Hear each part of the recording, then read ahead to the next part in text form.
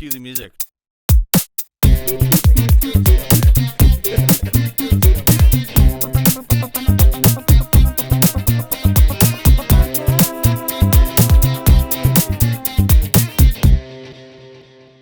Hi, welcome to the Pineapple Podcast. I'm Dave. This is Matt.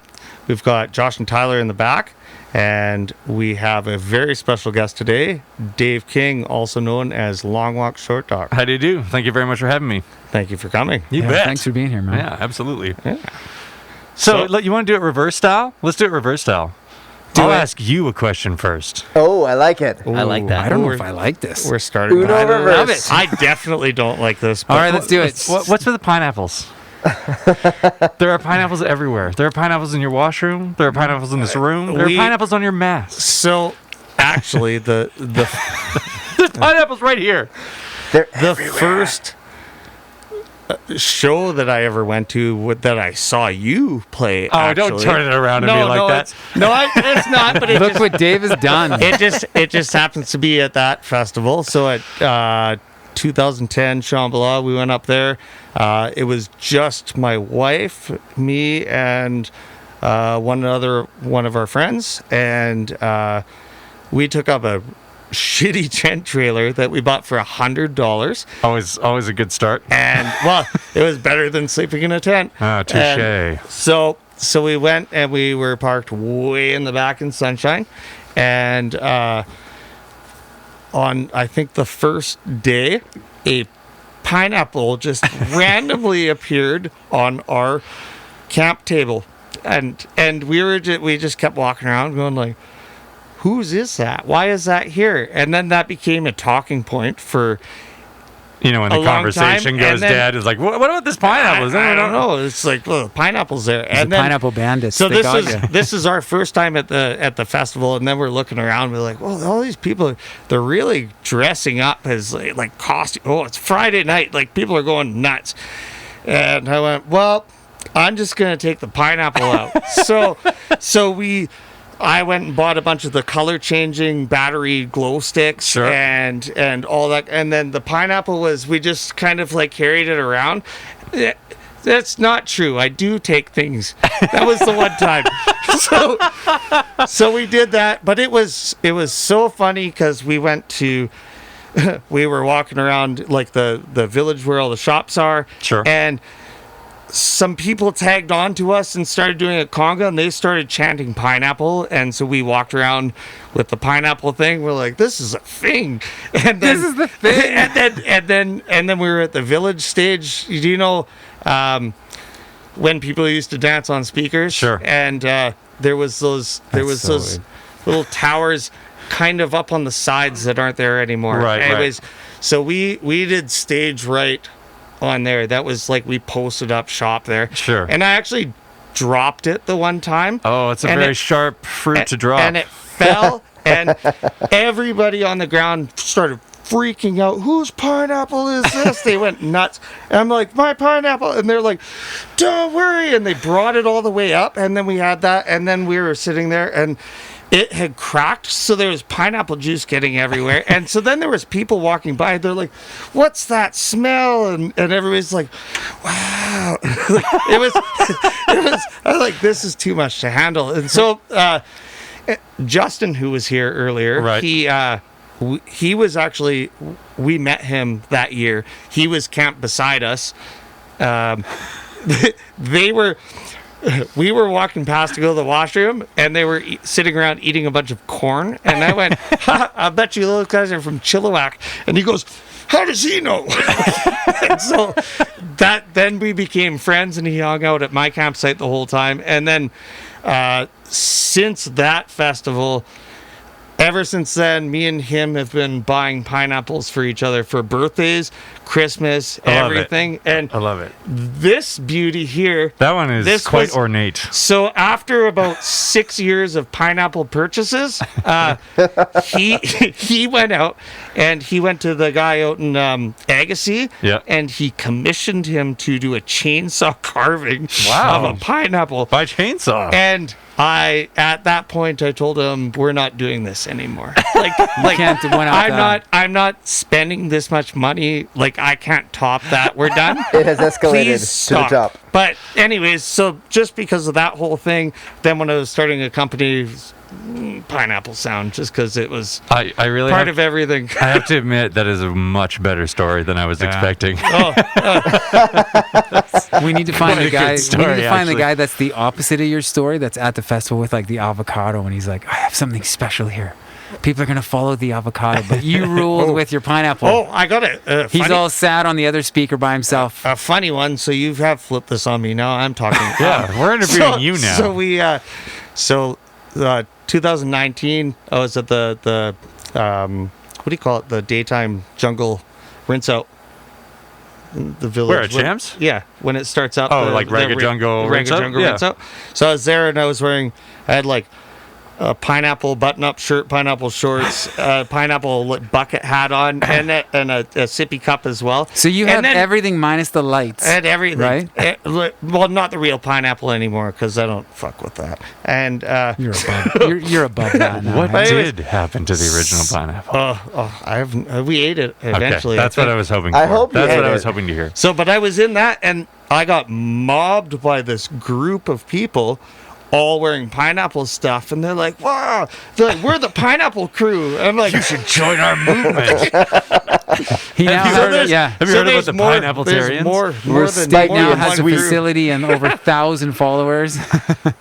Yeah, that's the long-winded story. That's a great story. I haven't actually told the full thing in a long time. It's good to look back, you know. Now, do you know who actually left it, or is that No, part no of idea. the great mystery? That's part of the great mystery. We That's who have you no need on idea. this show. You need to find out who that is. Well, you need that person on We this show. should put a call out. Did you leave a pineapple 10 years ago on a picnic bench? He actually did one up better. 10 years ago, he planted a pineapple tree just to really solidify his place there. Yeah, I just put it down for a minute and Yeah. went to go get a knife, and That's these guys odd. took it and partied with it. I was really hungry. I didn't even get to eat my pineapple. So going back to that, I think we got actually, 10 minutes out of pineapples. We did. Thanks a lot, Dave. I was Which curious. one? Yeah. I won't say. You'll have to guess. Going back to that. Yes.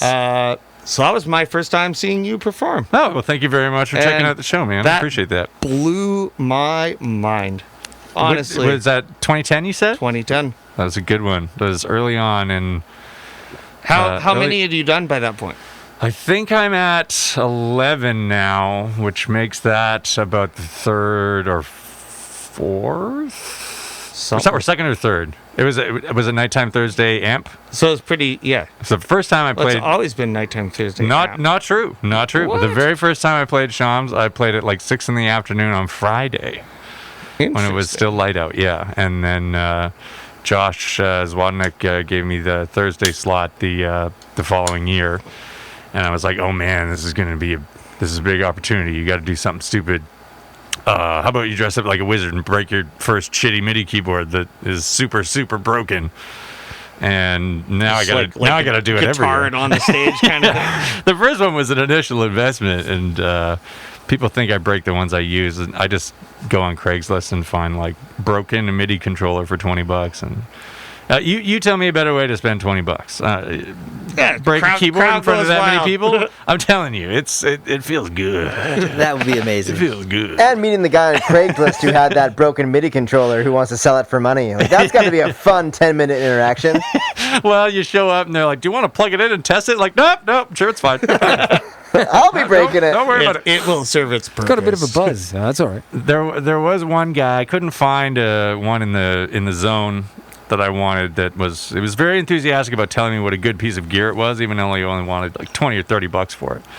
And I actually sat and I recorded this guy talking because I liked his story so much. But we talked for like a half hour on this pickup, and he kept going on all these tangents, and I felt a little bit bad about breaking that one because he really he's liked like, it. "This is a wonderful piece. Let me show you all of the nice things that it does." And I'm like, "Ugh." Handed down from my you only knew grandfather. where- It has a preordained future that destined. you don't want to know. So I really like that picture of you dressed up as Cloud with the keyboard buster Yes, sword. the keyboard buster sword, that took a little more ingenuity. That did show up on Reddit with the the tag Virgin Level 99, which I think is quite funny. That's awesome. I think that's quite funny. That's a good cut. Were you? Yeah. I will own An that one. unrelated. Were you on the post? front page of it? No, just Man, you make there. I'm sitting in the presence of a god if you made it there. somebody showed it to me. I mean, out of Well context, it's a bit cheeseball, but it's fun. At the time, I just wanted to dress up like Cloud, and we actually put a lot of work into making the handle part kind of drilled into the very end where the pitch and mod would normally be. We had to remove that. Yep. But because it's a piece of wood or a chunky piece of something inside, I wanted to make sure that part of it didn't go flying anywhere and potentially hurt somebody. So we're like, okay, make this part really solid and just make the end part, take out all the screws so it just comes apart in one whack. That's awesome. And easy to do. And that's what ended up happening. So That's awesome. I still have the shell for that one, actually, like the husk, if you will, That's of the Buster hilarious. Sword. And then every year I grab a piece or two of the new one that I break and put it inside in this like weird little collage. Oh, of all it's the broken keyboard collage. yeah, there's a couple pieces from all in there, and I've been asked to sign so many keys from them over the years that I just started doing it in advance. So I just have the silver Sharpie for the black keys, and then just a regular Sharpie for the white ones, and then it's just like, hey, if you got one, it's been pre-sorted, whether you wanted that on there or not. It's on there. Here you go. That's wicked. And the shoulder pads are wicked. Yeah, the little studs on the Cloud costume shoulder pad, those are creamers. Those are creamers. No way. Good ingenuity. Shouts to Claire Jemima, who has made a lot of my ridiculous costumes over the years. She's a wonderful dancer, seamstress, artist. She's half of Subscura, the dance troupe. If you've ever seen them, don't miss them on the festival circuit. They are very, very cool. Subscura. Yeah, definitely check Subscura. You'll see them. Don't worry. Actually, they're in, Kevin McGovern, who's making the Input-Output documentary. I don't, but input-output documentary sounds familiar. Yeah, he's been shooting it a long, long time. Yeah. So he's got quite a bit of the West Coast scene and evolution of festivals and this and that, but there's a offshoot to it called Present Movement that is coming out in September, I think, and it's playing at the Rio. So a little side plug for Kevin there. Subscura's in that, by the way. That was the tie-in. That was the I key like tie-in. it. So I'm super curious because for those like myself that are getting to know you for the first time, how did you get started? Because you were mentioning like off camera, we were talking about how like you were in a rock band for a couple of years. Right. So how did you get started in this whole thing? Because I want to keep going with the stories of where you are now and also like talk about like the future. But I'm super curious about it because you're from Vancouver originally. I am not from Vancouver. I'm actually from Calgary. I know a lot of people in BC don't like to hear that. How dare they? It's a cool place to be from, man. It's not that bad.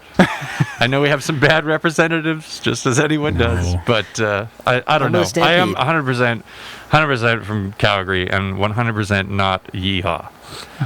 You can take that for what you will. I don't think everybody in Calgary. I'll go to the Stampede for some of those little donuts. That's it. So that's where you grew up. Like you grew up there. And then when did you come here? 21 years in Calgary, and I came out here in 2003 to go to music school. I had a bunch of things just kind of fall apart in Calgary, and I was hitting a breaking point with like a lot of my favorite clubs were closing down, and subsequently the cool scenes that were associated with those venues were splitting off, and I was like, damn, where am I going to see stuff like this? And what were you into? Not to cut you off, sorry, but what were you into at the time? I was kind of up for whatever then. Yeah? I like to party. Don't we all? Yeah, you'd catch me at a metal show or a reggae show or that's cool. 140 plus BPM dance show, whatever. Was this all preschool? I graduated in 99. I mean, AI. Oh, that. Yeah, all pre-that. 100% all pre-AI.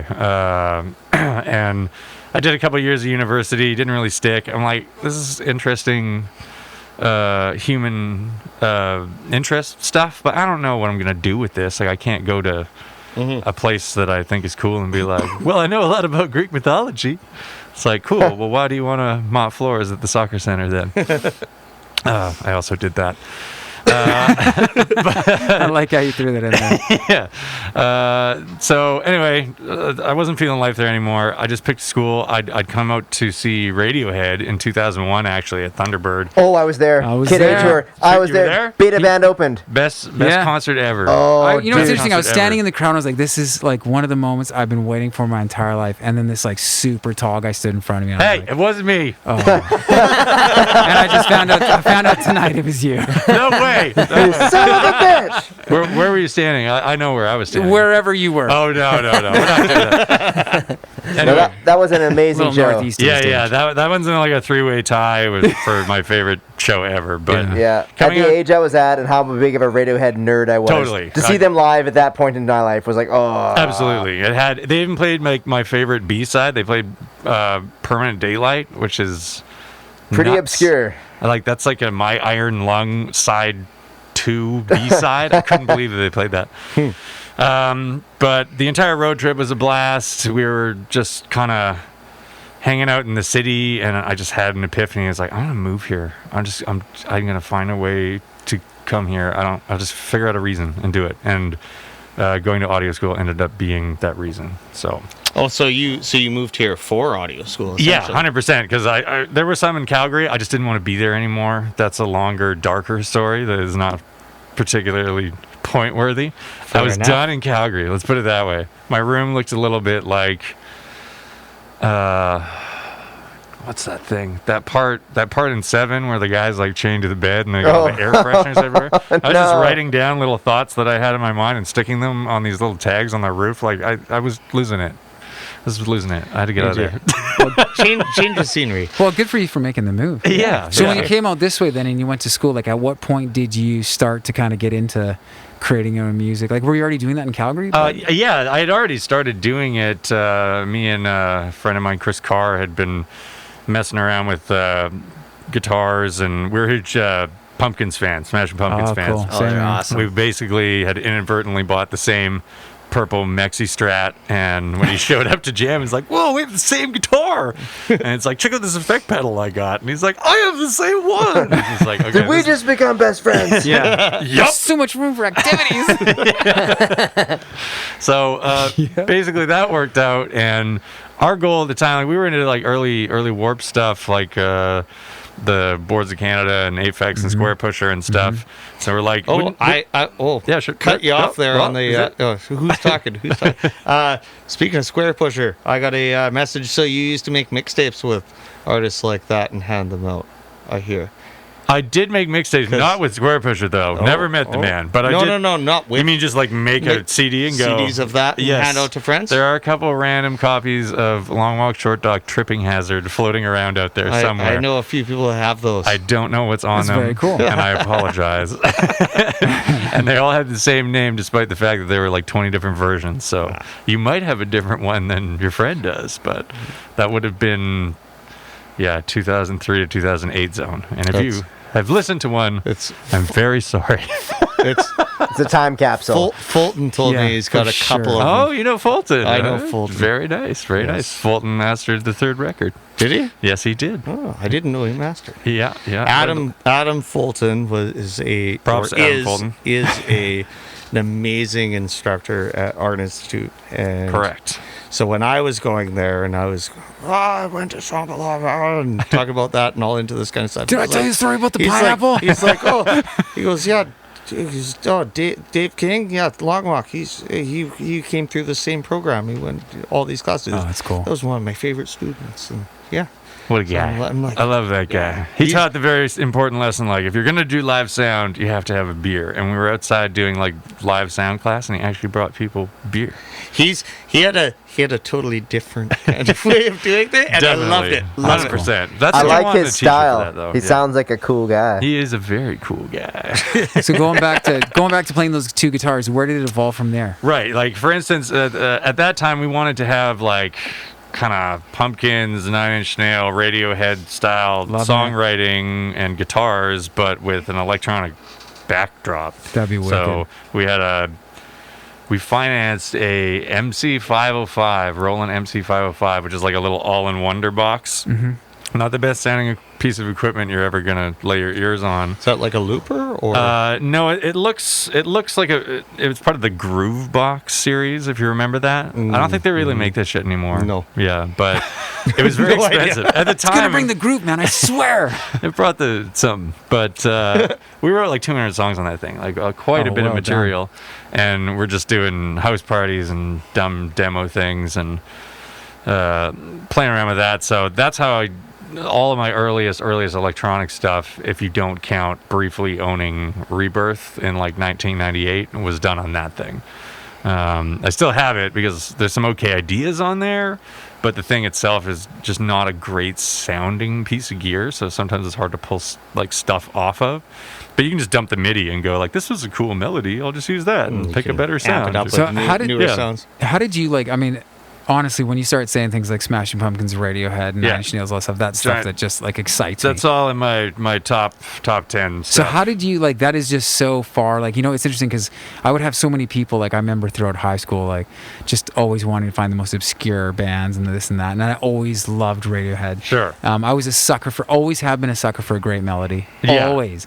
But one of the things that I always would be able to share with friends that were like, well, I'm not really into Radiohead. They're so obscure, and I think they're not obscure at all. They're not really even that And- out there, but at the but time, it was pushing people. it And was- same with Pumpkins. A lot of people can't get over True. Billy's voice, and it's just like, but they're good songs, and their Yeah. grooves are so good. and they're When I ripping. remember like saying like, you know, like I'd seen them, I'd seen so much footage of them live and this, and I couldn't wait to see them live. And I Sure. remember it even coming true when I was there live with them, was that one of the things that was always unique to me was the fact that like the drummer was always playing like a wicked hip hop style, like a beat that got you moving. Sure. So people would think, oh, it's just crazy. I'm like, just feel the beat.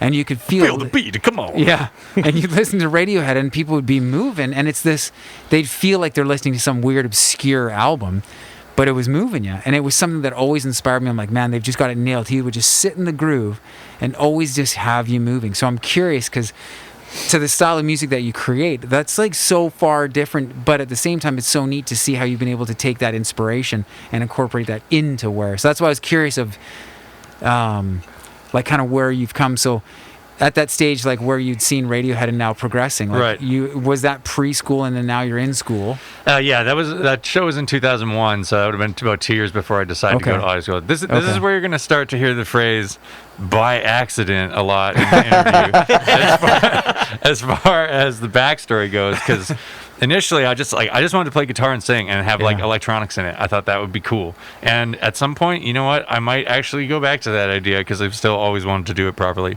I'm not much of a guitar player now. At the time, I was like passable, but you kind of like if you spoke a language and you didn't speak it for several years, you lose your chops. Yes. Totally. Well, as soon as you move to the mouse and keyboard instrument, That's your chops. your guitar chops kind of go out the window if you don't keep it up. your fingertip so. calluses. Ow! Yeah, a little bit guilty on that one, but yeah, when I came out, the school, the programs were everything from here's how to record a band, here's how to do Foley, like footsteps and stuff for movies, here's how to use DAWs, of course, and there were a number of ones that were electronic focused, and everyone was in school for, it seemed like a different reason, you know. I just kind of was like, I want to make the stuff I make at home sound better, so all of this sounds relevant. I'll just learn everything. How did you find out about that? Like, were you just curious though? Like, how could I record this and make this sound better? Is that kind of what led you to it? Well, my first ever recording a guitar experience was taking a Maxi Strat, plugging the 1/4-inch cable out of that guitar into a stereo 1/8-inch head adapter, Oh no. and then plugging it into No. the back of my Sound Blaster on my 386 and going, why don't I sound like Smashing Pumpkins? Oh, that's awesome. And turns out there's a little more to it than that. But I did actually try that. I will not show you the recording, That's awesome. but it sort of worked. I use the term sort of in the way that it's like, I think I hear something in that alien transmission. It's me. Don't do that. That was a Yeah. garbage way to do it. I mean, at that time, all the recording I'd done was on cassette. I had Okay. spent $800 on a 8-track Tascam thing, and it's like, if you flip the tape over and play the solo in the song, it'll be backwards. Like, that was like a big You'll hear Satan speaking. more or less. But when when you learn on that stuff and you make the jump to digital land, it's quite an Quite a eye-opener. difference. Yeah. I mean, if you have the means to record on like proper analog tape and have it set up, that's a whole other kettle of fish. And of course, everyone loves that beautiful sound. But for the most part, your average person can make a pretty decent recording nowadays with like a couple $100 worth of equipment, which was unheard of at that time. Yeah. So did that open your eyes then to like, holy shit, man, I can take like these ideas that have been swirling around in my brain and I can actually bring them to fruition? Or how did that progress? Yeah, I mean, you take some of the old ones and then you get inspired by stuff you learn in school. Like I didn't know what a VST was or what soft synths were, and so as soon as I found out about that, I bought Complete 2. That's how far back we're talking here. What are they on now? 11, 12? For which? least. What's the complete bundle up to? I don't know. 13. 13 now. Oh, Summer sales coming up, boys. Summer sales coming up. Well, Complete 2 was $1,600 in whatever year I bought it in. It came with what, 4 cents? It had a decent amount of It stuff. has a guitar rig and it has contacts. That's correct. Yeah. It had early reactor and FM7 prior to FM8. Yeah. Which is now discontinued. One of my favorite VSTs of all time, RIP the Pro 53. Anything I did prior to the last 2 years has at least 3 or 4 channels of Pro 53 in it. I've never even heard of that. Everything. Really? Pro 53, and that's an old, very old. Complete. And I does not acknowledge its existence, nor will it ever return. It's basically a VST version of the Prophet 5. Oh, really? I gotcha. Yeah. But it's very low CPU draw, which at the time was important because my computer was kind of shit. It would break. You'd have to wind it up. Well, you could run multiple channels of it. You run in 1 or 2 things of massive, and your computer's like, I died. Yeah. What about Massive X? That thing's a monster. I have not yet tried Massive X. Is it good? Yeah. I don't like it. I didn't. I like it. I've heard mixed reviews. It's too. I don't like learning new things. That's why. I stick with what I know. That's and the quote of the podcast right there. Yeah. Well, I don't. I've spent so much time learning how to use the things that I know how to use, and I stick with those. Fair enough. Creature of habit. Then I kind of go understand. it's the amount of time I have to spend to like make this sound like how quickly I could make something sound better on this older thing. I stick with the older I thing did it. I every figured time. it out. I've mastered it. Tyler walks in. You heard of Massive X? Go home, Tyler. Yeah. You're not my It's friend anymore. massive. Like, let's try this. I'm like, no. That's why I held on to Pro 53 for so long, but it would only run on 32-bit DAW. It wouldn't run on 64-bit, and 64 is just so much more efficient, as I later learned. So I had to let that one go, but I'm still... So you haven't found a replacement for that one yet? Well, now that I have like a multi-core machine that can like do crazy stuff, that's not really a necessity anymore. Yeah, okay. At the time, it was used mostly out of necessity. But that being said, I love the sound of the thing. That's what I was wondering, if there was a sound that you loved. If you can get a rip of it or a hack of it, NI does not care. I have talked to them. They're like, go ahead, do whatever you got to do to make it work. We do not acknowledge its existence. Like it's dead to them, 100%. Wow. Great soft synth, though. So how long did it last for you while you were playing in the 2-guitar Smashing Pumpkins band? Well, that never saw a stage, but we did that, from the time when you can't even go in a bar until about when I left. So, a good so that was 5 all, or 6 years in that there. was all back in Alberta. Yeah, that's Alberta days stuff. Okay, so you're here, there we go. You're here, you're creating music, and what is the first show where you're doing it live? The electronic stuff, or electronic. Are we stuff. talking like live, or just playing? We did skip the one phase. I did play in a band called Sounds Good on Paper. Oh yeah, you talked about that. That's right. That was like a more legit band, no electronics, very kind of a Guided by Voices, very cool. Pixies influence type thing. Oh, nice. Cool. Still love you guys. And Those that were was very out good here? times. No, again, that's still Alberta. Prior to that was the worst thing about leaving Calgary was leaving that band. Yeah. I felt shit about it. I didn't want to leave it. I just couldn't be in the city anymore. Yeah. That's tough. But those were very fun times. But as far as the electronic thing goes, I think I did. At the time, I was going as Energon Cubes, and then I looked into it and I found out that was a Hasbro owned the Transformers, yeah. yeah, they own the rights to the word Energon or something. I was like, I don't want to get in trouble with this down the road. I'll change it. But at the time, I think I did 1 or 2 shows as Energon cubes.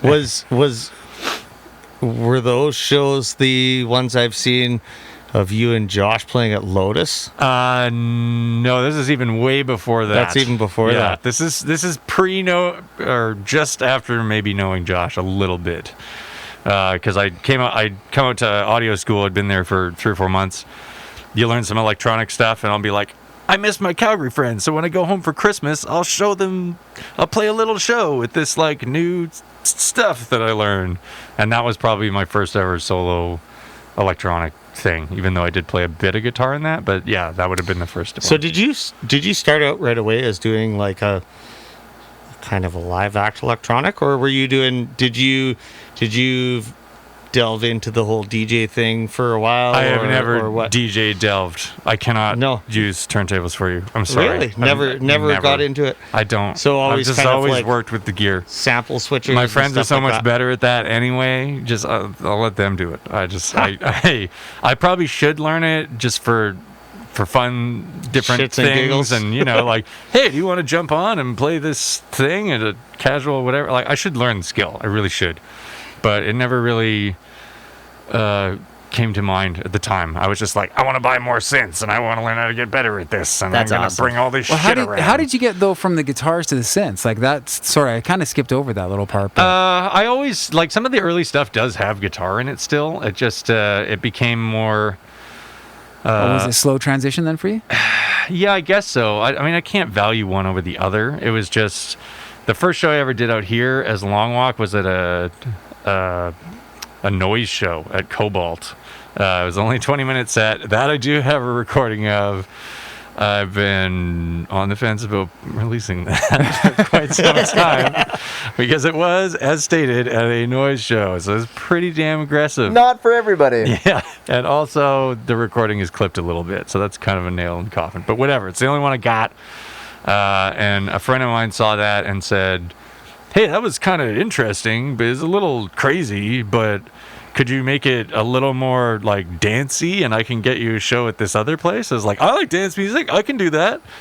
And then that was one of the very early Lotus Long Weekend parties. Yeah. So that would have definitely been Josh Hall involvement in there. Mm-hmm. And then I did a few more of those and people saw those, and now I do this. Like that's where the whole by accident part thing happens. Like I did this noise thing because I just wanted to play a show. Somebody saw it, said, and then hey, make dance music for this one thing. I was like, I love shows, so I did that.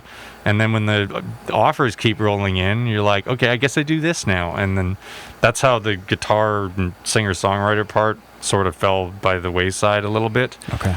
But songwriting-wise, it's still in the tunes, you know? Like, that's why everyone says, hey, Dave, your music's unmixable because it follows, like, band structure. Like, you can't have this part go on this long and then do this. Like, there's no breakdown where there should be. And I'm like, what are you talking about? it's music. That's awesome. You just do whatever. But again, it would have been good to have learned DJing for that reason because I would know those kind of unforeseen rules, if you will. Yeah, but that's what makes you unique. Yeah, you I would say stand like out. first thing Absolutely, that's why you do what you do. I'm glad you guys appreciate it. That really warms my heart, but it doesn't get your music played out very often. I'll tell you that much. I can see that. But it makes your shows that much more valuable. It really does. And the energy you have is just wicked. Well, I appreciate you guys appreciating it. We appreciate you. One thing that I'd say though too is that like I would definitely not downplay. Like I wouldn't use the word by accident. There's no way, because I think that it's like when people talk about luck, and I think when preparation meets opportunity, you've created your own luck. Yeah. And it's one of those things too that I was talking to our neighbor kid like tonight, and he's like learning skateboarding. Okay. And he's a phenomenal little kid, super great at like learning and progressing really quickly. He's 12 years old.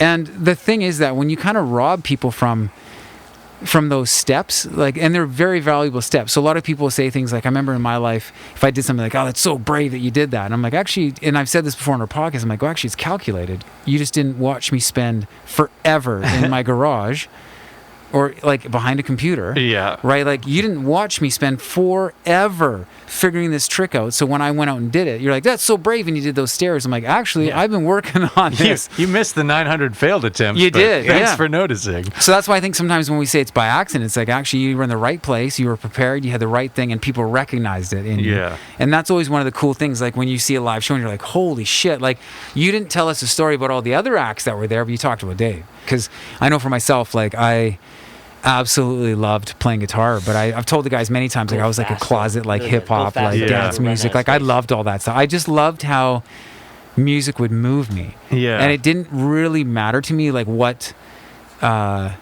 genre was, but I noticed I would gravitate, even like you're talking about Radiohead's B-sides, I would gravitate to the ones that would move me. Yeah, and then if I liked a band, I just get everything that they had to offer. Yeah, period. same. It's like, you got a weird Japan import that's $50 that has one song. I don't know. Sign me up. Yeah. Sold. Yeah. And I remember like proudly like bringing it to school and just being able to show like, you know, friends like, I'm listening to this, and they're like, you are so weird. And I was like, oh, I waited months for this to come. Yeah, like, no shit. This is so obscure. It has one song. Like, Yeah. I love that stuff, but it really helped. That's why I was super curious to hear. I loved how you talked about the fact that even the way that you do your music is, the structure of it is even different. Because that's the one thing that it really drove me nuts when we were in the band was, you know, as we got bigger and people started recognizing us, then it Sure. was actually a lot of those freedoms of just being able to you be you. Right. Were kind of stripped away a little bit. Like, no, you gotta be this. You gotta bring in this a little bit quicker. The box-in factor Drove me yeah. mental because I look back feel at it you now. on that one. Yeah, I look back at it now and I think like, fuck, man, I wish I would have just spoken up and been like, no, this is me. This is us. Yeah.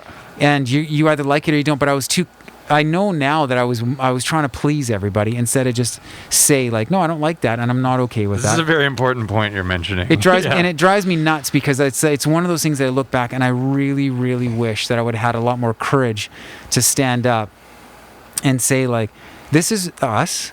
And people are going to like it. And I'm okay with actually now people like falling to the wayside if they don't like us. I'm okay with that. But at the time, I mean, I remember like saying like, do you guys like this? And I'd be like, yeah, okay. Because I felt the pressure from the people Sure. to say yes versus me just to say, no, I don't. Right. I don't like it. And I know that's partly too the way that I was like, that I grew up and stuff, which it was always, you know, if you don't have anything nice to say, don't say it. And I felt like if I said I didn't like it, I'm saying I'm not saying something nice, but it's strange nowadays that there seems to be this pressure that it's like if someone puts out a song that you don't like, you're like, oh, I'm over this whole artist. It's like, really? Yeah. Why? Like, even my favorite acts of all time, I don't like a lot of their shit. That it's not personal. It's just kind of like, oh, they're on a different tip for this one. It's Well, not my everybody has favorite. No big deal. has their, you know, their main, you know, their A sides and their B sides, and Sure. B sides are more experimental and whatever. That's cool. Like a lot of, you can kind of like delve deeper into that kind of stuff, and yeah, there's a culture now of those like, I It's like, expect oh. this out of you. Yeah, I heard And this it last has thing you to put be out, this. and I really didn't like it. So I guess you suck now, and I think that's a very it's terrible. dangerous attitude to It's adopt yeah. about artists. Well, and I also think too that like one of the great things is like you look at you and your story, and that's why like I absolutely love when people share their story of who they are. And, Sure, yeah. And you look at an artist and you look at the story of that artist, and there are times when you're right. Like all the artists that I love. I can't say that I love all their music. No. But I was okay with that because they were going through stuff and they were writing stuff, and it might just not have impacted me at the time because it just might not have been there.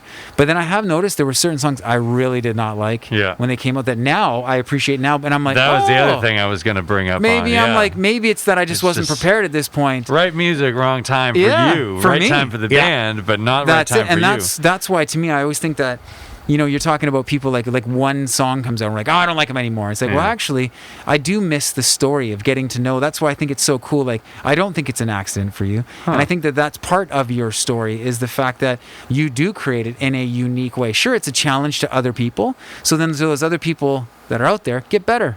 Figure out ways of making it, like, of doing it. Like, because I know for me, like, when I would admire other artists, and I'd be like, fuck, man, Johnny Greenwood said that he spent forever with, like, all this vinyl, and he was sitting down, he's trying to find this. I'm like, I got to buy vinyl. I got to figure out ways. But it challenged me as a musician and as an artist. Like, how can I utilize this vinyl to tell my story? Yeah, watching Right? Johnny do whatever he's doing during the electronic songs Yes. where he's not playing guitar Yeah. at the Yep. concert was like mind blowing to me. Oh, I'm like, what are you unreal, doing? hey? You're like 'Cause they made it live happen. sampling the Yeah. radio. Yeah, and they- like they I don't even twiddled know the what's going knobs. on. That made me completely fascinated with that. I mean, at that time, it's harder to get like images from a show and then kind of creep their setup a bit and see what I they're did that using. all the time. I used Yeah. to creep to the front of the stage. I remember doing this, and I would actually. There's a couple things I remember during shows because I learned everything by ear and by heart. That's just how I learned everything. So I also can't read music. yeah, well, I learned when I was younger, and then again, like you mentioned, like a muscle, I just didn't use it enough, so I just kind of lost it. Yeah.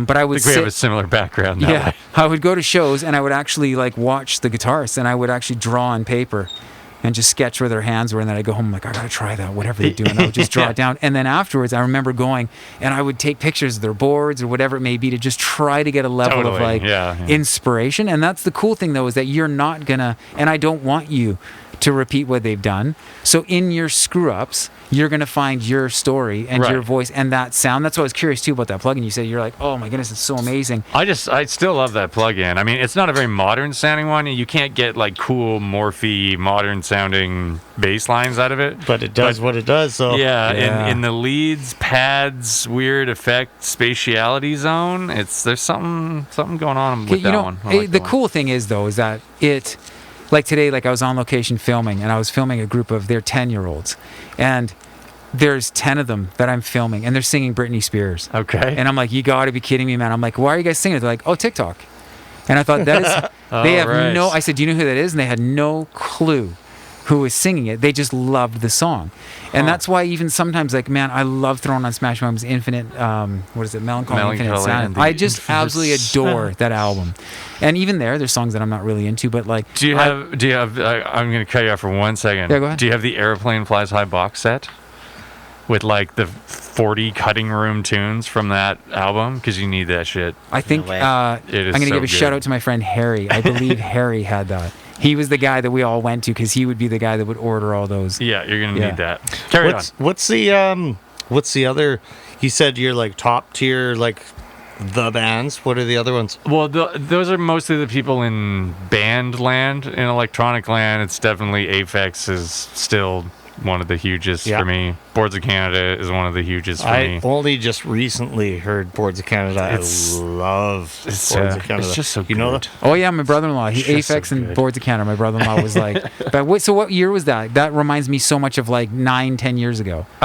Is that even longer? they're Longer, Matt. Still It's been active, longer. But yeah, Yeah? I knew Yeah, about you're right. BOC in high school, so Okay, so that's like 15 years, I would say. Yeah. I think Yeah. even more than that. That would have been late 20, 90s. yeah, 99. He introduced me to that. I remember that, and just They are appreciate absurdly that. good. Adam, thank you. Nice one, Adam. Nailed it. Nailed it. So those are the top two for you. Those ones. In electronic land, I mean, but you'd listen to them and be like, wow, you don't sound anything like these guys. Yeah. But that doesn't necessarily mean I'm not drawing stuff from it. Yeah. Like as far as stuff goes, it would sound more similar to me. Like I was always a huge Noisy fan. I'm a huge Mayfuse fan in drum and bass land. And earlier in kind of four on the floor land, I was really big into Four like on the floor the maximal sound that was Maximal? I coming don't out even know of that one. France for a while there. You know, like your Is that like Justice and your Ed Justice Banger and- stuff. yeah, yeah. Like at the time when I was like a kid that moved to a new city and just wanted to go out and rage, like I just wanted to hear super dirty electro like that. And It's like all the Crookers and Bloody Beetroots kind of era stuff. yeah, yeah. that whole zone, and of course, you know, the OGs in that world, like your Chemical Bros and your Underworlds and Daft Punks and things of that Yeah. nature.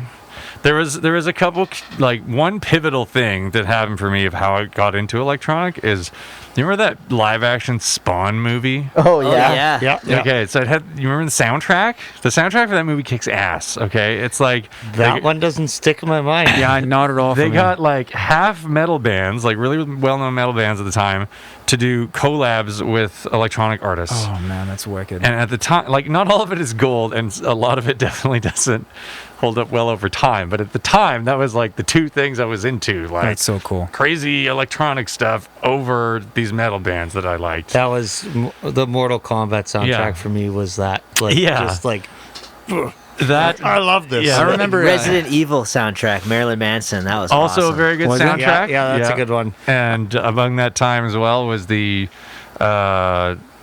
Wipeout XL came out for original PlayStation, and I love that the game. entire soundtrack is all like Underworld, Photech, Chemical Prodigy. Bros, Prodigy. Yeah. Like, Oh, Yeah. love I Prodigy. heard so many acts that became acts that are still some of my favorites from playing this game. And, I have to thank my recently passed friend Corey Martin for introducing me to that game. Thank you, Corey, for yet another life-shaping thing that he did totally by accident by knowing about cool stuff, because that's what he do. It's unbelievable. I think I love that you mentioned somebody that introduced you to music, because I think as you were mentioning some of those, like I think back to the people that have introduced me to things. I'm like, man, I can't imagine my life without those influences in my life, and other people introduced me to them.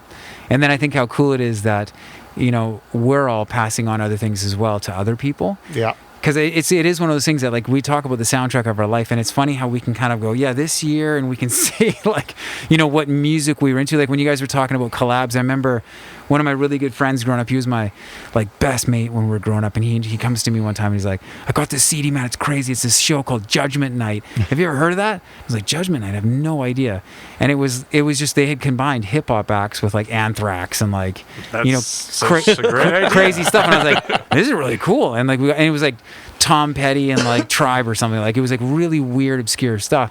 But I was so thankful for him introducing They were it. trying to throw a lot in the pot back then. But I loved it though, and I actually I like it. the spirit of innovation. It really was, and there was a lot of misses. There was a lot of like, this is not good at all. Yeah. But in there doesn't was always some work things that out. made me feel like, even years later when we were writing, that it's like, well, why can't we do that? And I love that. So I always appreciate to every friend that ever introduced me to any music that now has deeply impacted my life. I can't thank them enough, because it definitely it puts that, maybe I'll give it a try. Yeah, and you never know. You might mention like, "Hey, do you know this band?" Yeah. Boop, and they might you're like, "Yeah, I'll check it out," and then Yeah. they'll go home and, "Hey, this guy at that party last night mentioned this Yeah. band. I guess I'll check it out." And that then could now just it's totally like, like it's all I your listened whole to for everything. 15 years Yeah. now. Yeah. You know, It's funny. You never know if you're gonna have that kind of impact on just mentioning a cool piece of Yeah. art that you like, which is awesome. I think that's the coolest thing, is right, like, and that's the cool thing to me that goes for not just music, for just art in general. And then, I mean, for me as a storyteller, just stories in general of you sharing things in your life and Sure. things that have impacted you and stuff like that. And you don't know what resonates with people when you have that opportunity to hear your story, right? Like, which is why it's curious, even for me, like that level of like, I'm so curious, you talk about being in the Seven home, the movie Seven with all that stuff hanging out. Like, there's a level of like, It was kind of like that. I Yeah, mean, there but- wasn't like a half-dead guy. he's not going to be in honest the about this corner. part. But There's a level I was of, writing shit on the walls in there. I was Okay, not so in there's a good level place. though at that place though where you do have to, like, I talk about this all the time with my daughter. It's like, is practicing bravery. And to me, the bravery I'm talking about is going with your gut when your gut's like, I got to get out of here. Yeah. Right. And that level of like, you either listen to that and be brave and listen to your gut, what you did, or you don't. Yeah. And those are the cool things that, to me, it's much like the music. It's like hearing those little nuggets from someone's stories, like, man, like if he I can do it, right? And those are the cool things that I think I get excited about, even when we have a chance to talk to people on this podcast and hear their stories, because it has led to other conversations that I get to have. And, I'm not okay with being a good dad. I want to be a great dad. Sure. I haven't been able to be a great dad up until this point, so I get help, with whether that be counseling, my wife, stories from you, stories from you guys. I don't know if I helped Dude. you with your parenting. Let's not go nuts. You'd be surprised at things. That story alone with the bravery. Like, I hear people, I heard somebody else told me a story of moving their entire, he's like, I left my family from the UK and I moved out here to start again. And it's like, wait, what? Like, I struggle with boundaries. So when I hear something like that, I'm like, wait, I need to maybe ask you a couple questions about Why'd you how do did that? you do that even? How did you do Why? that? Why did you need How? to do that? All that And then kind you of realize stuff. that those little nuggets you take back and you're like, oh my goodness, it's like maybe I could start implementing that in my own life. And I remember that in music as well, that I'd have guys that I'd play with, I'm like, oh wow, and they would inspire, or I'd watch acts like you watched him and you're like, come on, or you see the little things that you watch people do and you're like, I got to remember that, but but it inspires something in you to do it in your own unique way. Right. And that's why I don't think it's an accident. Anyways, Tyler was going to say something, and I totally cut you off way back when. Yeah, well, it was Sorry about that. It's He's like, fast. going back to Olive Garden. I was just gonna say, did you ever work You guys at feeling Olive Garden? hungry? How many breadsticks would you like? No, I was just talking about how it's funny how sometimes people can show you. It was back when you were talking about, people introducing you to songs, and it's or artists, and how sometimes, like, even when you first hear them, you'll be like, yeah, it was okay, and then it just gets stuck in your head, and then you just fall in love, and that's all you I can listen love to. that. I had Yeah. that with Jeff Buckley. Oh, yeah. He's amazing. And the first time I heard Silverchair Diorama, when they changed from Forgot being about really Silverchair. heavy to like Very really art rock. orchestral and orchestral and heavy still in a way, and I first heard it and I'm like, that's not Silverchair.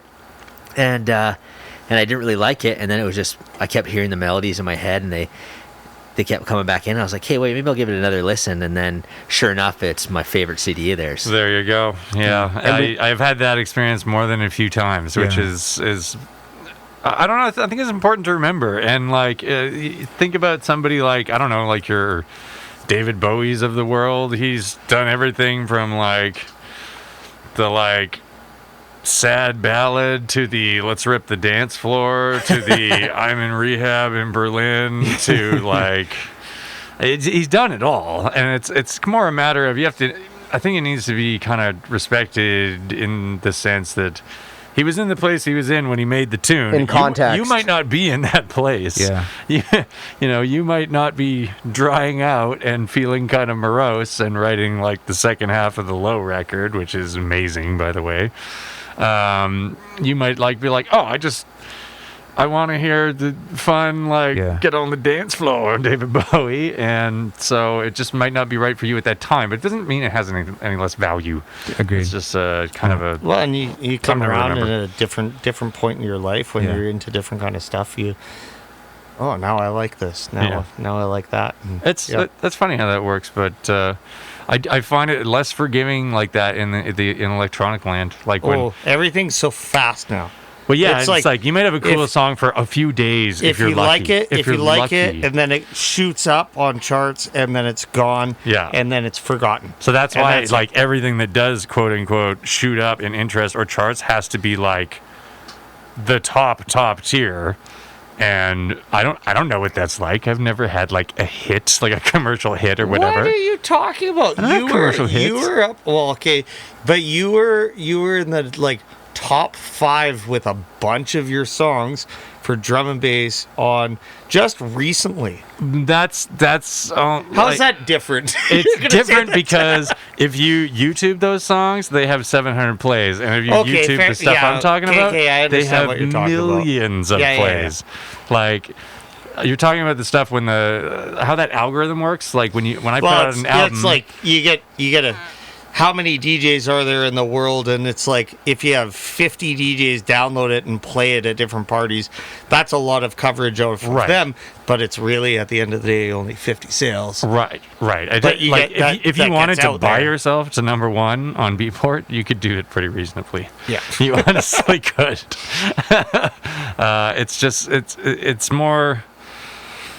I forget where I was going with this in a sense. Like I want to try weird, different stuff, but I'm afraid that people are going to go, "Oh, he does this now? Not interested," and then I just I'm get out. blacklisted. Like then that. lose. That is Does what I'm that scared lose of. what Does that you've already happen? built? Like, I don't know your industry well enough, but does that happen? And then who are the gatekeepers that actually make those rules? We were just the social media thing.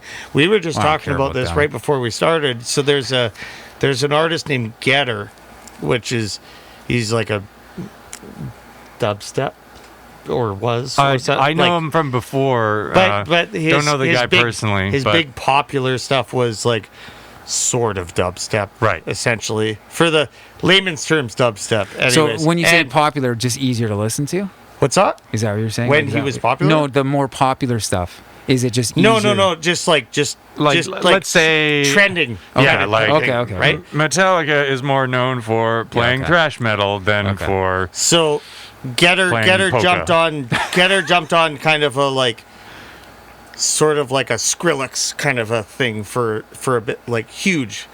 And then he put out a concept album that was not that.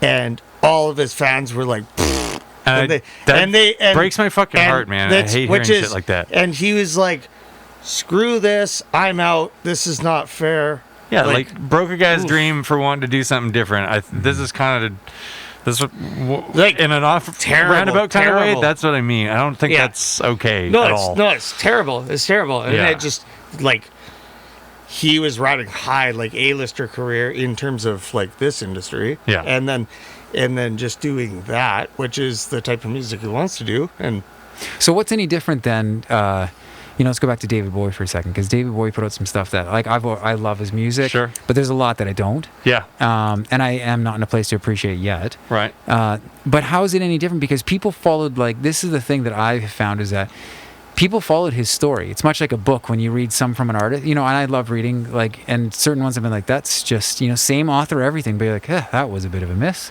But we still, I'll read the next one.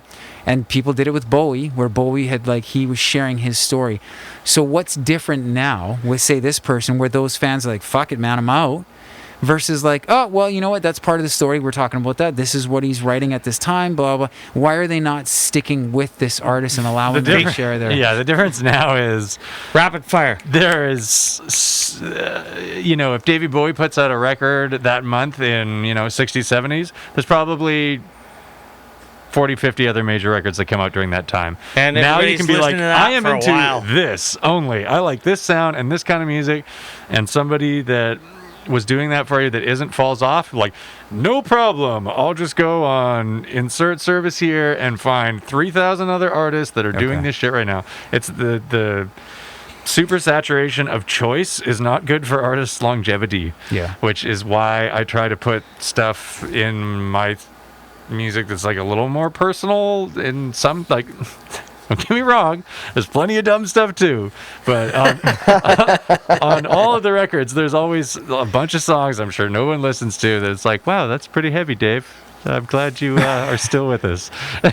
But it's in there. That's not your opener at the party. No. Hey guys, I'm here to party. Want to hear some sad stuff? Here we go. 6 minutes of me crying. Anybody else miss their family? Okay, here we go. Yeah.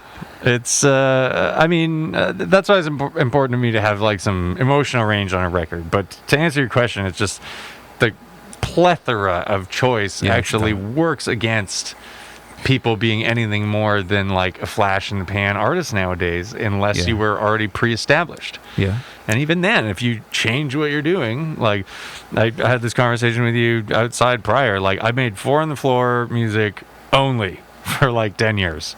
And then just decided I'm going to try and make some halftime or make some drum and bass stuff. And I had people come up to me and tell me, like, what are you doing? Don't do that. And As if they own you, eh? well, not even that. I was so shocked to hear, like, wait, why not? Like, I did one thing for 10 years, and it's like I ate hot dogs only for 10 years, and now I want to try pizza. It's like, how dare you? We come to you for the hot dogs, man. You're killing me. And You're what's a hot the dog guy. balance between going stale doing the one thing versus, and not saying that, but like, what's the balance between, like, riding it out too long and just being like, I think it depends haven't evolved, on, haven't grown, haven't changed, all that kind of stuff, and then flipping over and then taking that risk of. it depends how that much kind you of care thing. personally about others' potential maybe not liking that idea. Yeah. And how much you want to cut. Like, at the time I was like, well, I managed to make, like, a job out of this. I want to keep doing it, so I don't want to rock the boat too much. Yeah. And now I'm at a point where maybe I'll rock the boat, like, a little bit and see what happens. So that's the thing, is I think that there is a lot of challenges to think through, because you're right, there is the level of, like, well, I'm Yeah, I'm Like not what metrics? riding high on yeah. money I can live off of with my past great successes. Yeah, like, well, I am that's the thing to living think, though, is show that, to like- show. If the calls stop coming in, that's a big problem for me. Yeah. So I got to play ball a little bit. You know? So that's that aspect of like looking at. I know, we've talked about it before, but like what does success look like? So, or like as an artist, and what it looks like for you. Are you okay with? Okay, you know what? Yeah, I guess I will keep doing some of the 4 on the 4. Maybe I will just mix in some of that stuff, because there's nothing worse as an artist than feeling like your art is being squelched, or you're being kind of like there is no room for creativity. That's one of the things that we love, is being able to be creative, to try things. Yeah. Right? And that is difficult when it's like, I'm not feeling it. It's like, oh, great. Like, And I'm not trying to say, like, you have just be nice and like everything everyone does all the time. You don't have to be like that. Like, just, if someone puts out the odd thing that you don't dig, like, that doesn't mean that their entire past catalog and your horizons potential a future bit. catalog is going to be Yeah. garbage. You don't know that, but Or I try don't know. to. I mean, everyone puts out so-so songs. I don't know. You write music. Do you subscribe to the psychosis of this is the last song I wrote, ergo it is the best song I have ever wrote? No, Does that not happen at to all. you? Yes. well, at least you're honest. Yeah. me I all love the day. newest here's the new stuff. one. It's the best. It's the best in one. groups of For like a week, 3 and then- because I write like 3 songs at a time, and I can't. Do you It's really? like, oh yeah, it's. I don't know why my voice. Oh no, went they there. take That's a, interesting. Really? They take, Really? They take, Sorry, a- guys. It's puberty. We're growing up. they take far longer than they should, but I jump around between 3, and then whatever like that group I'm working on is like maybe not the best song, but the best sonic quality and that kind of stuff, because I've learned from the last ones I did. So Yeah. so in that way, yeah, my newest ones are always, I think they're my best, because Well, Okay, I get what you mean. Yeah, especially in like a sound designing world. Like if you're in a Yeah. band and you're like, here's a song, we know the tune, it's a new song, you go in, lay it down, you can probably knock a song out generously, 1 song a day in the studio, no problem.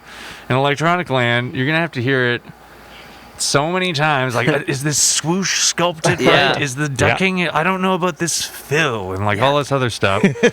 So my favorite. it's so true. if I write a song, my favorite time ever to hear it is the day after I wrote it. I'll wake up and be like, oh yeah, I wrote a song last night. I don't remember how it goes. And Was then that you go, good? You go down to the studio and hear it. That'll be the most I ever like that song. It's all that's cool. downhill from there. That's After hilarious. that, like now, by the time I show it to somebody, be like, yeah, check this out. I hate it. You guys whatever." like this swell? yeah. Guys, wait for Not, it. not sure about this part. Quiet guy, Not sure quiet, about that. listen. You're not listening. 3 minutes 11. You guys are gonna love this. That's a weird. I'm trying to do turnaround for songs quicker and not get hung up on it, because the ones where I'm trying to like gently massage into perfection, A, never get there ever, and B, the fire has gone out on my interest in that song long before I have reached the gentle massage. That I find that's a problem with if I spend too long on it, and it's like, yeah, I'm not feeling it anymore. Yeah, It's like I don't want to work on let's this. just scrap No. it, and that's why I have piles and piles of stuff that I should have just put out and not been a little bitch about. I definitely, that's something that comes up all the time, is I have thousands, it feels like, songs that are still just sitting on an iPhone kind of a thing, or they've got, they're sitting on some hard drive somewhere. And it's amazing how, I fixated on just the wrong metrics, the things that did not matter, the things that nobody ever cared or picked up on, but I just fixated on them and then never released them. Or even like, it's funny because, we're talking about how, this latest stuff, this brand new stuff is, and then it's like, wait, I wrote that song like 15 years ago. It's like, but this brand new stuff, it's like, maybe. Sometimes if you turn the old into the new, you can get it back a little bit, Yeah. Like, I can do a better job with this idea. It was a good idea then, but I didn't know what I was doing. Now maybe I could do a better job at that. Yeah. And that can be exciting. That's like a it's true. nice middle ground there. It's funny when you get the brand new bands that people think just came out. You're like, oh, wow, have you heard this new band? It's like, oh, they've been playing for 10 years and they finally made it. Yeah. So I wanted to ask you, when I got to watch the video, Dave, like, getting super pumped because you played his song on stage. I'd like to thank Bent Leaf, Dave and Josh for letting me do remix for you guys. That was a lot of fun. Don't thank us. Thank you. No, for man, it was cool. doing it. Like, I've been that's making so music cool. with Josh, your other counterpart, for a very, very long time. and we haven't had a chance to work on stuff because he went heavy into school and work, and he's got a family. He doesn't live in the city anymore. I mean, I don't see him nearly as much as I should like, but never a dull moment, never a bad time with that guy around. No. Yeah. So when he came, Love Josh. yeah, when he came with the idea of, hey, you should do this thing, I was like, well, that's kind of a fun way to do that, and they'll be stoked, and I'll be stoked to work on it. So yeah, just thanks for letting me do that. Appreciate it. Well, I guess we could show. We got to video. share a clip. Yeah. Okay. All right, roll the Well, clip. we're gonna Roll the clip. Insert There clip. we go. Yeah.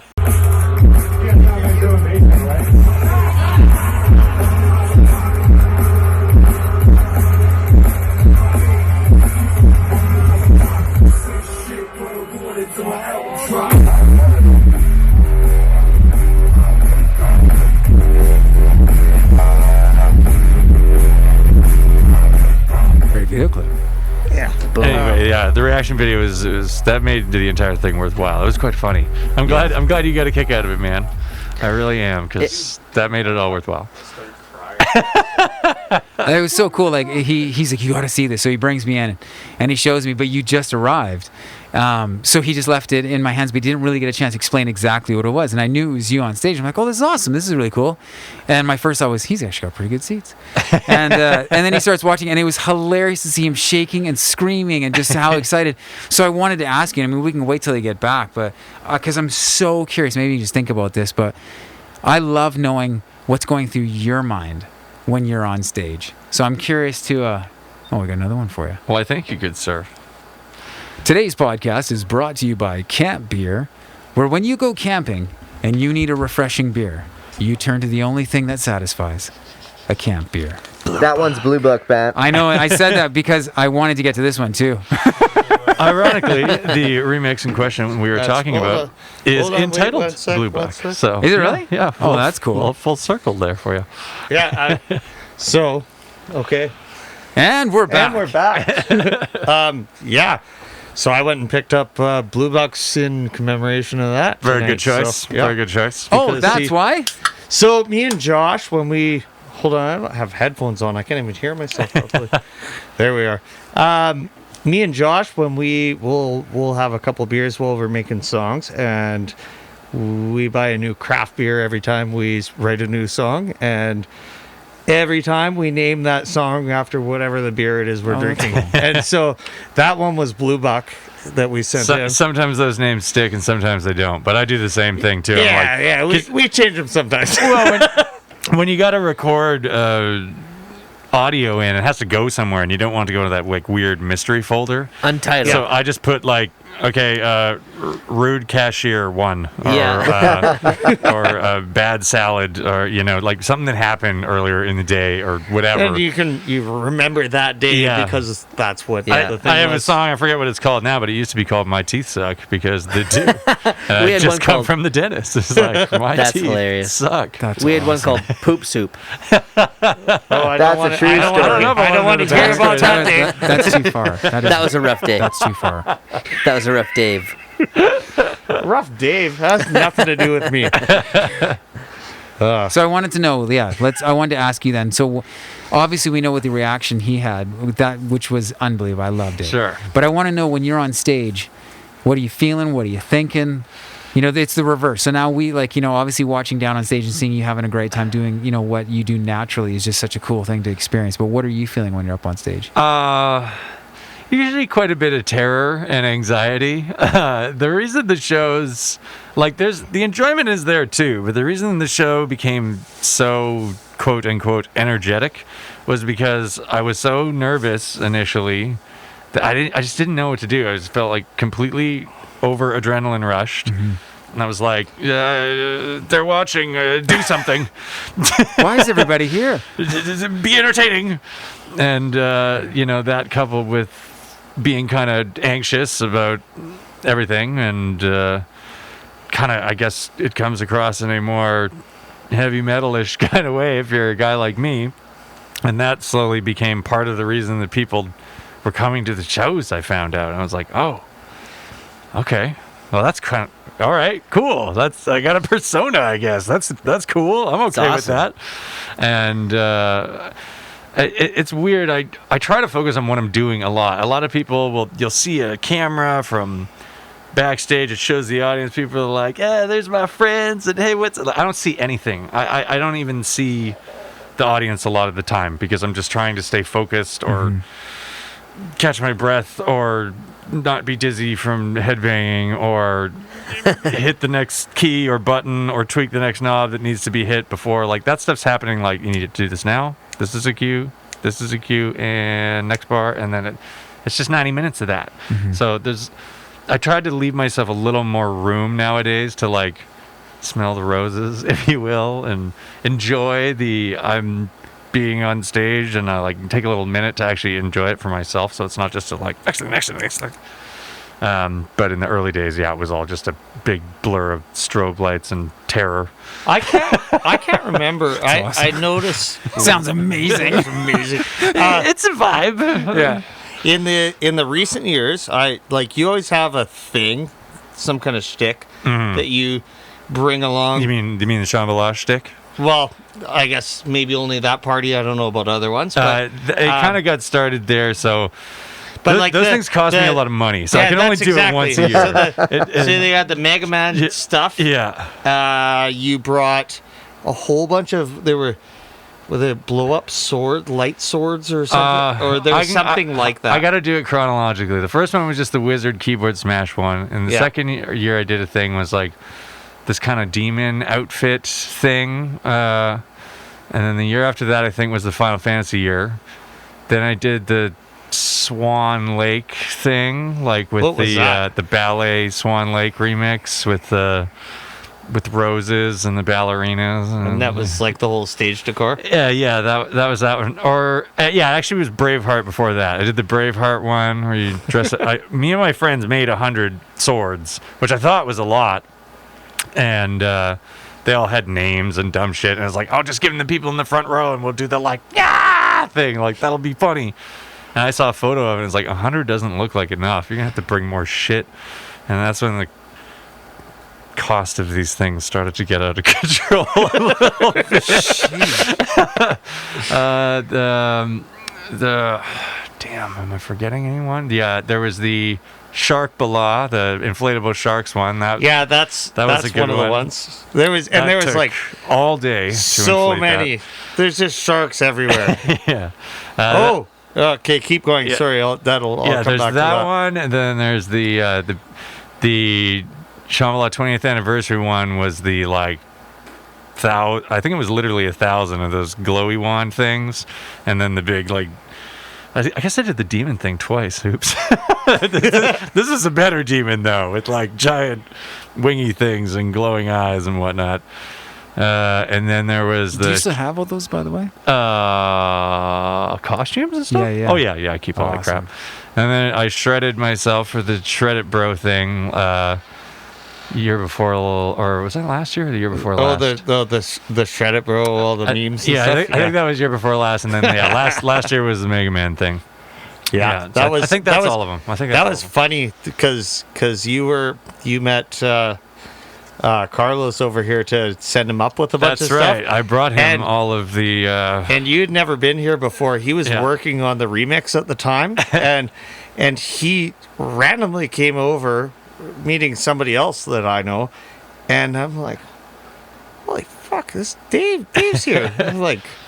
and he has no idea who I am. But me and Josh were taking selfies in the studio, and he's commenting on how nice the studio is. I'm like, come here. And you go in the studio, he goes, holy shit, you're other Dave. just from when he walked into the studio. Yeah, I didn't put it together because I'd been hearing about you from Josh forever. It's like this other guy named Dave to make drum and bass. And I was just like, made a lot of you're just cheating on me with another music Dave, aren't you? There's a lot of jokes like that flying around for a while that were pretty funny. But there was stacks of these cardboard Mega Man hand cut out cardboard characters. Thank you to everyone who helped me do that, by the way. Stacks and stacks of them. Yeah, and big shouts to Carlos Vendetta. He's one of the guys that usually gets all of the buffoonery stuff up there, because the glow wands alone, it was like the the size of 3 or 4 Yeah. fridges. Like I can't fit that Truckload in my of them. van at all, let alone with my music gear and my camping gear. So That's Carlos crazy. has a trailer, so I usually meet up with him and be like, Carlos is please dope. get my stupid finale up there, bro. Unreal. It's a lot of fun. It's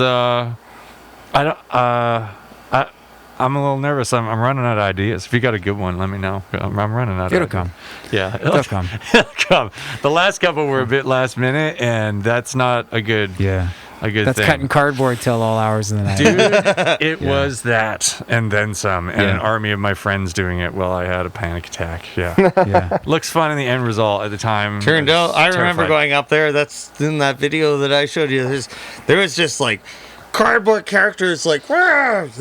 I'm surprised. One Were you of those listening to, wasn't like, blocking that orb you were talking Mega Man about. boss music as you were like cutting all the stuff, just Oh getting no, really there's in the Mega Man zone. boss music in the set though. Yeah, it's Or- basically like a medley of a bunch of my favorites from Mega Man 2 and 3, which is it's basically drum and bass. If you go back and listen to that music, if you haven't heard Oh, it in a yeah. while, it's drum and bass. Mega Man 2's got some Yeah. of the best. Yeah, 100%. Well, It's that's like- some of my favorite music ever. That's like Period. Sonic 2.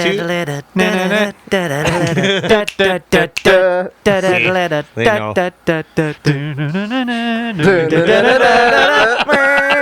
See, he gets it. I just need a couple unreal. 100,000 I more told like this you, I guy. told and you. I'm good. Exactly. Yeah. Yeah, That's amazing. That's if you took Sonic 2 and Sonic 3, that's glitch up. That's all Hey, it is. that's a good idea. Maybe I It could do is. a Sonic thing. Gotta go fat. Try to refrain from making bad Sonic jokes.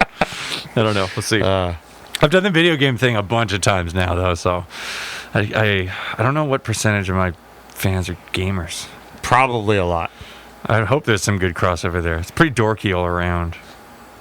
I never really thought about that. Well, All that's, this stuff is like, how do you not know this? This is my favorite music ever from a video game that came out in 1988. You Why do you 20-year-old. ask? Why You don't you should- know this? interestingly enough, it's like sometimes the easiest way to get an answer for what you should do next is just ask the community, right? Like they'll tell you. Like, I thought about and it. that's one of yeah. the cool things is I know even like when we were touring, it was always whenever we would go into a place, it's like, listen, we would just assume nobody knew who we were, and we wanted them to leave knowing who we were. Hey, that's good rhetoric. How could we do that? And we realized that probably it would be adding something familiar, making a moment that they're like, do you remember when, like, if they, because like even how you said, yeah, if like, and then I just do this for 90 minutes. I'm like, 90 minutes. I'm like, oh my goodness, because that's a long time to keep people's attention. Sure. And so when we'd get on stage, I remember we had a rule when we first got started, we're like, okay, every third or fourth song was a cover, always. Okay. And that was like, and that because we were like a 4-piece indie band for a long time, then we went to 3-piece. Okay. But it was like we knew that we had great music, but we also understood the fact that we were like new. You know how we're saying that, like, what if we were that David Bowie album that we showed up and people were like, yeah, I'm just not. Yeah, Like, that's not what I'm up because for there was tonight, times or- too, even the way that we approach things differently. Like when we went to Calgary, like we rarely did anything in Canada. But let's say like we went to Calgary, it's like maybe we need to structure some of the covers that we'd choose a little differently. Huh. And so we'd add our own flair and our own style to them. I mean, we told the guys that they all knew that we did. The first time I approached them was like, guys, let's do Beastie Boys' Sabotage. You can't go wrong with that one. And and I remember pulling it off like it was for I can't remember, like it was one of the big July 1st things I think we did. It was absolutely massive, and nobody expected it because we were like a indie rock band. Sure.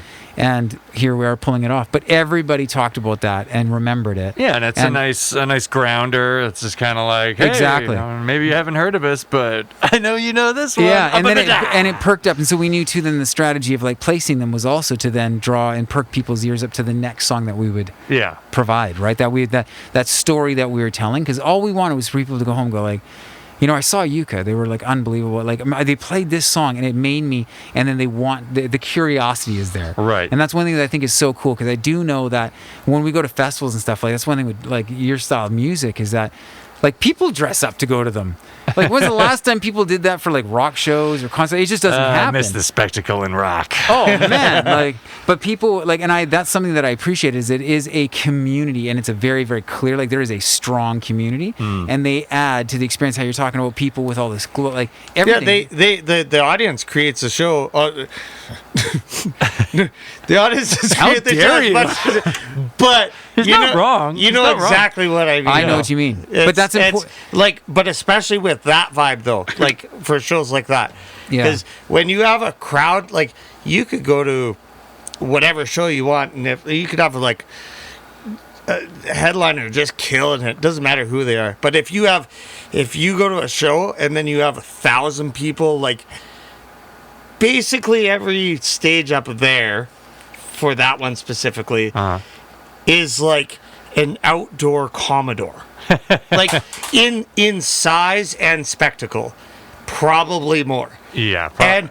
And then you have that big of a dance floor, and everybody is like, like from 4 p.m. until 4 a.m. the whole time. Yeah. And they're all dressed up, and it's that creates the whole vibe, and 100%. that makes a whole different thing. Having a big sounding board of people that like are all there for the same reason. Yeah. They put in if they're not there to play a show, they're there to see shows, or they're there for the culture or the art or whatever. They put in their own amount of work to be like, this is how I'm going to have fun this weekend, and this is how I'm going to express myself. When you put a giant bomb of people like that together that have all been like, check out what I made, and like, check out what I'm gonna do, and like, it gets pretty exciting. Yeah. And No, people for sure. bug out. It's great. I think that It's good to see. there's something that's like it draws community together, and like it'd be actually cool to even put out there to see, like, to say, hey, listen, like to ask the community to join in, like how can they because that's one thing I know for us was we'd always talk about how do we get our fans, our community, how do we break that barrier of them being fans, and like so we're entertaining them clearly on the stage and they're here observing. How do we break that barrier so they're just as much as a part? So it's cool you guys are talking about that, but man, I envision, like, even with your shows, asking the community to dress up in a way because it is going to benefit them for your show, because this will be happening. Like, there's so many cool things that gets my mind going, because I know for us it was some of the coolest experiences were those ones where people were like, oh, I felt like I was a part of it. I was like, oh, that's exactly what we want. There, you could save money on Mega Man cutouts because you could ask everybody to bring their own Mega Man cutouts, and then it's a whole thing. I did think about that. It gives one thing is that gives away the gag, which That's true. Which absolutely. Well, you'd still have your own gag. That'd be a piece of it. That's correct. Yeah. And then That's cool. I thought about maybe like if I had a really crazy idea within the realm of like. Big thanks to Sean Bluff for even letting me do these types of things. Can't thank you enough for that.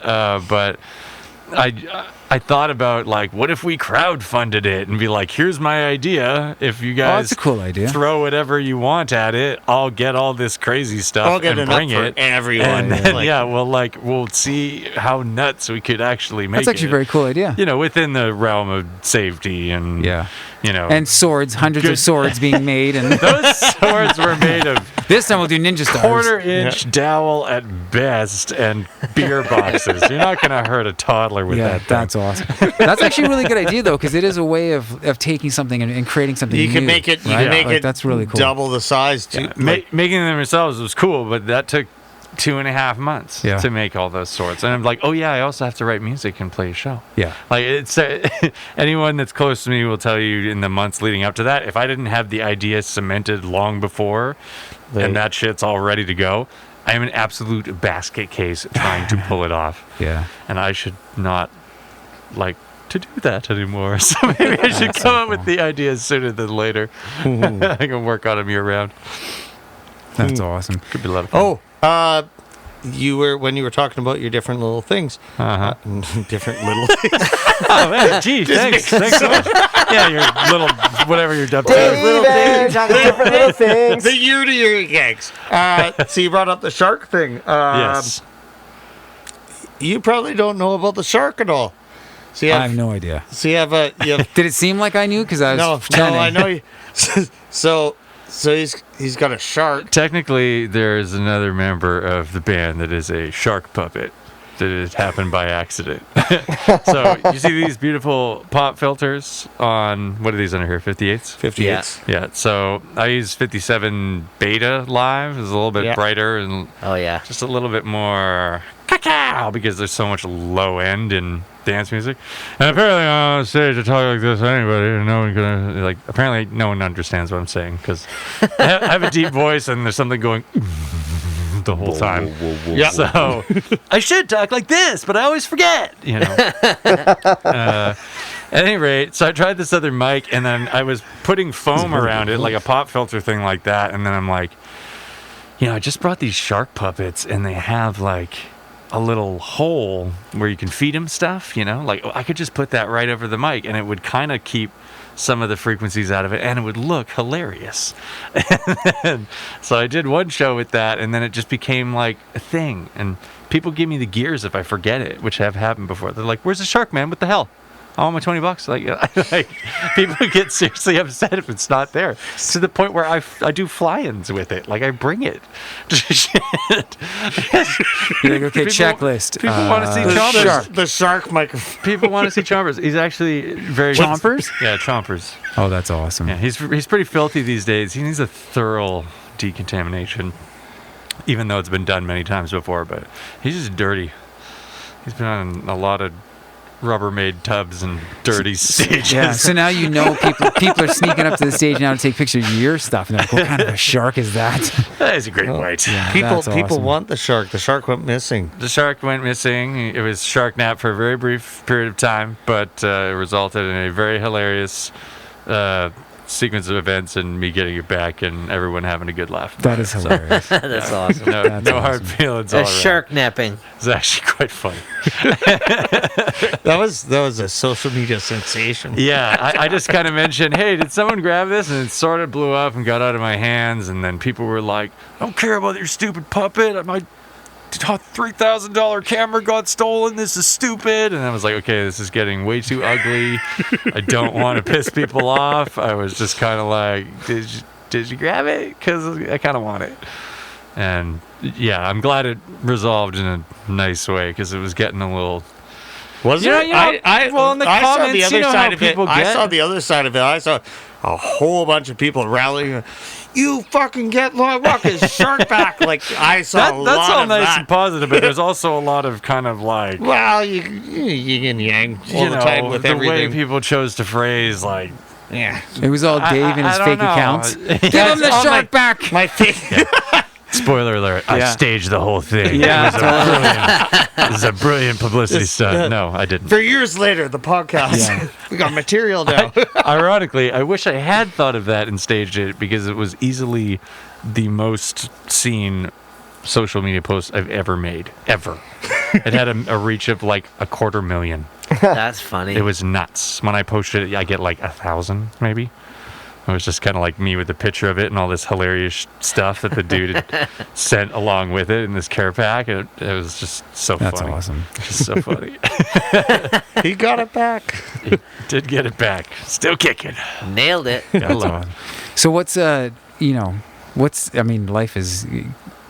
is unique for each one of us. So what's kind of coming up for you? Well, after the big year and a half that shall not be mentioned,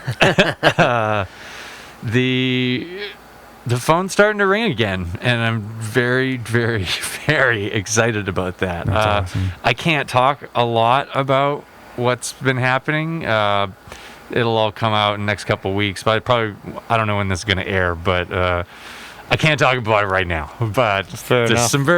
some cool news coming. That's awesome. The one thing I can talk about is I made a bunch of ambient music for no reason. Awesome. That I'm playing as part of a big, cool 3-day ambient festival in Victoria. It's like there's live outside in a park in the afternoon that's type wicked. thing. It's free. You just show up and check out some drones. When's that?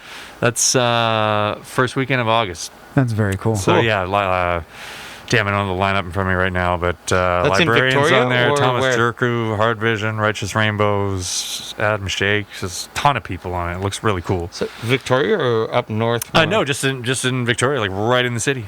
Okay. And at the time, that was the only gig I had for like the last 2 years. So I was like, "You want the ambient stuff? Pfft, I'll tap dance for you, whatever, dude. Shut, let's go." And so I took that months and months ago, but it only just got announced. And at the time, I was still kind of like, "Well, I guess we're missing another summer."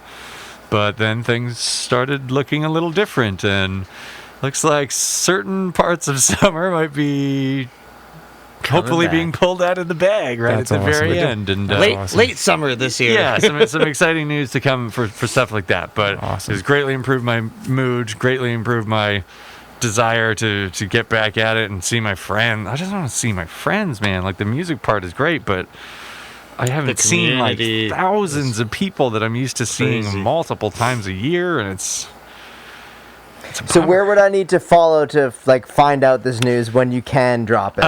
If I'm the only person dumb enough to have the /longwalkshortdock URL, so if you do that on Instagram.com/longwalkshortdock, Facebook, YouTube, SoundCloud, and I got a new website coming soon. But the most immediate places would be Facebook and Insta. I'll be Nice. posting that stuff Awesome. as soon as I'm allowed to. That's so cool. Yeah, it's gonna be. I'm very excited. It's got me back working late nights in the studio and just Prepping for the big returns. yeah. Most of last year was so bleak. I was like, I don't even know if I can make party music. My heart is not in it. I can't even see my friends. Like, Right? it's hard to get pumped up about making music to get pumped when it's like illegal to get pumped. The entire world is No dancing. town of Footloose, you know? Yeah. Like, that's why I wrote like a double album of like, you know, that's what it felt like at the time. It's what felt appropriate. As he's staring out the window with the rain dripping down. Just You don't want to hear out. 3 analog Yeah. synthesizers slowly LFOing off each other for 20 minutes. I actually love that kind of music, but you can't rock a party with it per se. No. So No. I never really get to show that. Hey So- guys, who wants to get ambient tonight? Yeah. You ready to relax? nobody hears the T at the end. So like, "Em, you're ready to Make relax." some silence.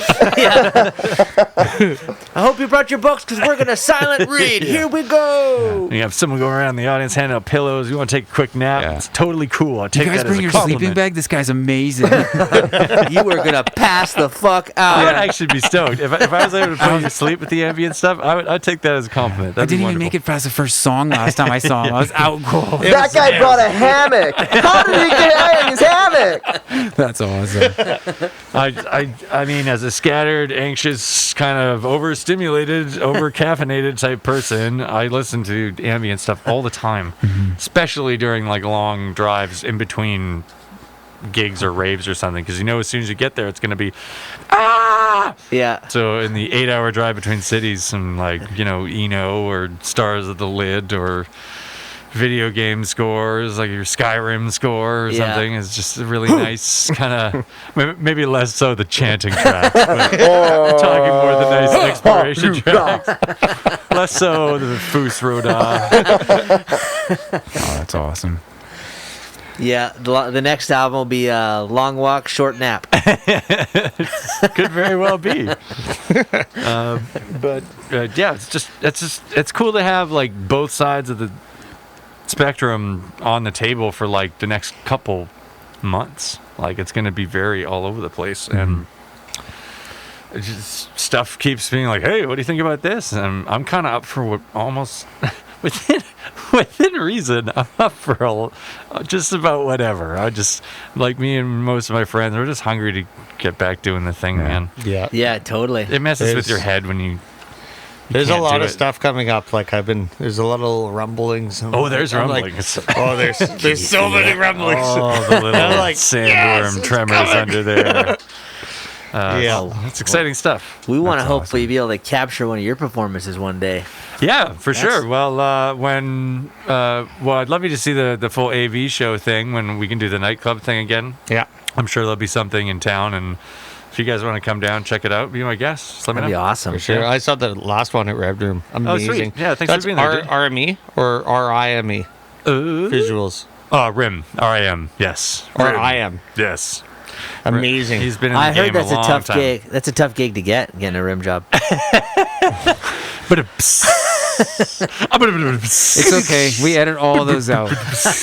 No one ever hears those. no, he endorses that kind of humor. It's fine. Totally fine.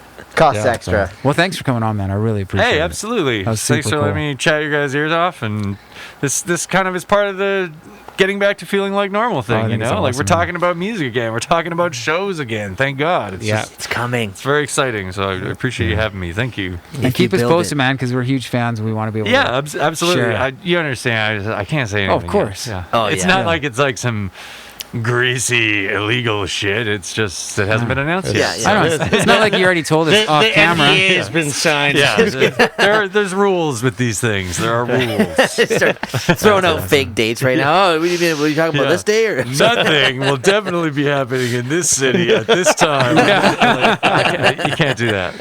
No, well, we're excited. That's gonna be great to come check you out. Yeah. Yeah, That's awesome. yeah. Hopefully, we can. Get back to normal. I can't wait to see what it's going to be like. Aren't you pumped? Oh, it's Right? gonna be I so. think It's, it's gonna, gonna be be different, but bedlam. better. Oh, it's gonna be better. I think it's everybody's gonna be so just like fired up. energy wise, Right? We're back, baby. Yeah, yeah. Well, I think those people were already seeking energy as it is. So, yeah, absolutely. Yeah. There's probably quite a bit of pent up energy there. Oh, yeah. that's what he released. Oh yeah. I think it could Every be well, really cool. It could be every scary. scene, every show, every. I want to get every scared genre, a little yeah. bit again. It's been a long time since I crowd surfed, so let's get back in this shit. Yeah. Let's do it. Right on. Awesome. Cool. Well, Tyler, give me a little heads up on how to do an outro. All right. Well, you thank usually you. lead with the. This You is should the just outro. use that. That was Oh, it. yeah. Just hard cut. Hard This cut to black. is the outro.